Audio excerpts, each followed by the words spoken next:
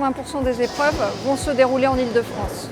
On va accueillir plus de 13 millions de spectateurs, 200 000 accrédités sur la période, qui vont se déplacer à la fois sur la route et dans les transports.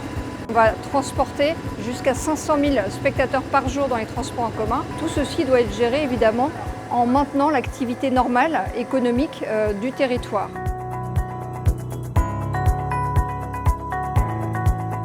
L'offre étant contrainte, nous allons devoir agir sur la demande pour la faire baisser et permettre justement de pouvoir emporter la totalité des flux de transport souhaités sur la période.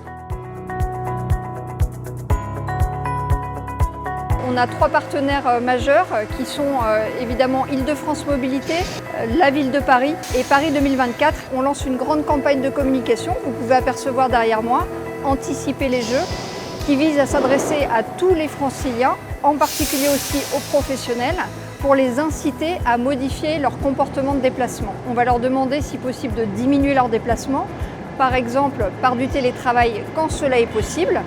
On peut également demander à décaler ses horaires de déplacement en dehors des arrivées et des départs des flux de spectateurs.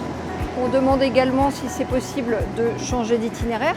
Et enfin, on peut inciter à changer de mode et notamment utiliser le vélo, la marche à pied sur la totalité ou pour partie de son parcours.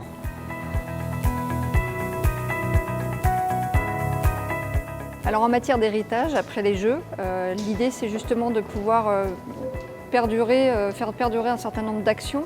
Alors évidemment la gestion de la demande de transport, donc c'est des choses qui seront réutilisées naturellement dans la gestion des grands événements ou des travaux importants. On a aussi dans le cadre des professionnels des outils numériques qui sont en cours de développement pour faciliter les livraisons de marchandises. Et enfin, pour tout un chacun, en tant que francilien, on souhaite évidemment que l'usage des modes actifs et des modes doux qui sont également favorables pour la santé, tels que le vélo et la marche, puissent être évidemment pérennisés au-delà des Jeux.